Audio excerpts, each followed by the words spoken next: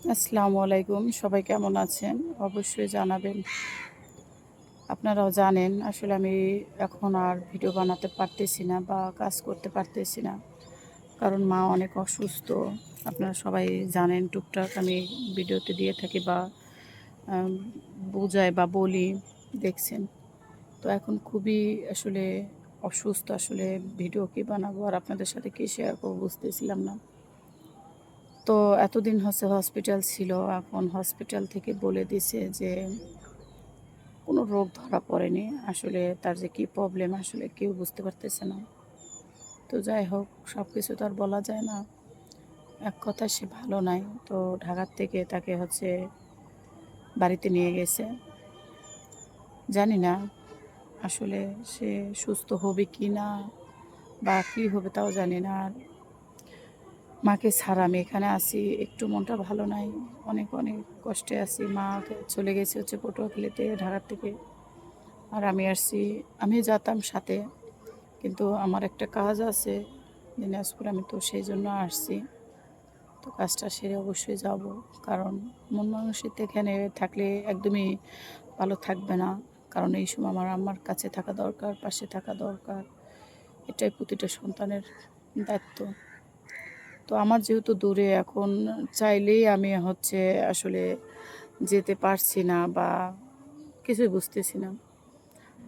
আসলে আপনারা হয়তো বুঝতে পারতেছেন আমার কথা দেখে বা আমার মুখের কথার ভয়েস শুনে যে আমি আসলে কতটা পরিমাণে যে আমি অসুস্থ, এগুলো আসলে বলে কয় হয় না।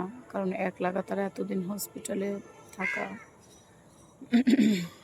গলা দিয়ে কথা বলতে পারতেছি না। যাই হোক, আপনারা আমার আম্মার জন্য একটু দোয়া করবেন। কাজ দিলে আল্লাহ তাআলা যেন আমার আম্মাকে খুব খুব তাড়াতাড়ি যেন সুস্থ করে দেয়। কারণ প্রত্যেকটা নারীর মা বেঁচে থাকা খুবই জরুরি। কারণ নারীদের সুখ দুঃখ সব কিছু বাবার সাথে শেয়ার না করতে পারলেও মায়ের সাথে অনেক কিছু শেয়ার করে। মা অনেক কিছু বুঝে মেয়েদের বিষয়টা, ভালো মন্দ। আর যে মানুষের মা বাবা নাই, আসলে তার বাবা হারাইছে 5 বছর হয়েছে।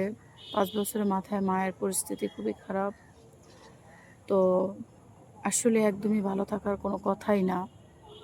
জানি না ছেলেরা হয়তো ভালো থাকে বউ বাচ্চা পেয়ে, কিন্তু আসলে মেয়েরা কোনোভাবেই ভালো থাকতে পারে না। তাদের স্বামী সন্তান থাকলেও তাদের মাঝে তার মাকে মিস করে বা মাকে খুঁজে বেড়ায়।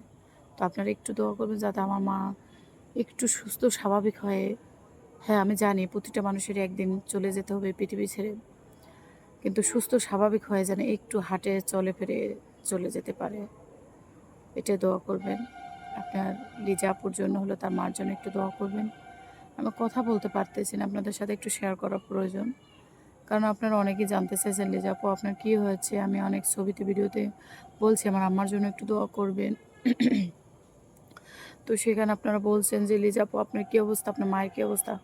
তো সেখানে আমি আসলে আপডেট দেওয়া তো দূরের কথা, মানে আমি কোনো সময় পাইনি, টাইম পাইনি। যেই টাইমটাতে আমি এখানে ভিডিও করব সেই টাইমটাতে আমি মায়ের পাশে থাকবো, মাকে সময় দেবো, এটাই ভাবছি সবচেয়ে বড় কথা। তো সবার দোয়াই প্রয়োজন আছে। সবাই দোয়া করবেন আমার আম্মার জন্য। আমার আম্মা যেন আল্লাহ সুস্থ করে দেয়। তার যদিও সে আগেরকার মানুষ, আসলে অনেক আগেরকার মানুষ, জানি না আসলে ভালো মানুষেরই বেশি বিপদ আমি দেখতেছি। তো সবাই আমার মার জন্য দোয়া করবেন। খাস দিয়ে আসলে বাবা মা না থাকলে থাকা যে কতটা কঠিন বোঝাতে পারবো না। আমি আসলে নিচ থেকে উপরে হাঁটে আসতে আমার অনেক কষ্ট হচ্ছে, মানে বুঝতেছি না আমি কী করব। এত অসুস্থ লাগতেছে, মানে এত অসহায় লাগতেছে। মায়ের কাছে ওখানে ছিলাম এতদিন, 20-22 দিন ওখানে কষ্ট হলো, মার কাছে ভালো লাগা কাজ করছে মায়ের কাছে। এখন বাসায় আসছি, কোনোভাবে টিকতে পারতেছি না, বাসায় একটু ভালো লাগতেছে না। কিন্তু পরিস্থিতি বুঝতে হবে। তো দেখি, সবাই দোয়া করেন আমার আম্মার জন্য। আমি যেন আপনাদের মাঝে ভালোভাবে লিজা আপু যেরকম আগে ভিডিও করতো বা হাসি খুশি ছিল ওরকম যেন আসতে পারে। আসলে আমি অনেক অসুস্থ মানসিকভাবে, বলেন যেটাই বলেন না কেন, ভালো নাই এক কথায়। সবাই দোয়া রাখবেন আমার আম্মার জন্য।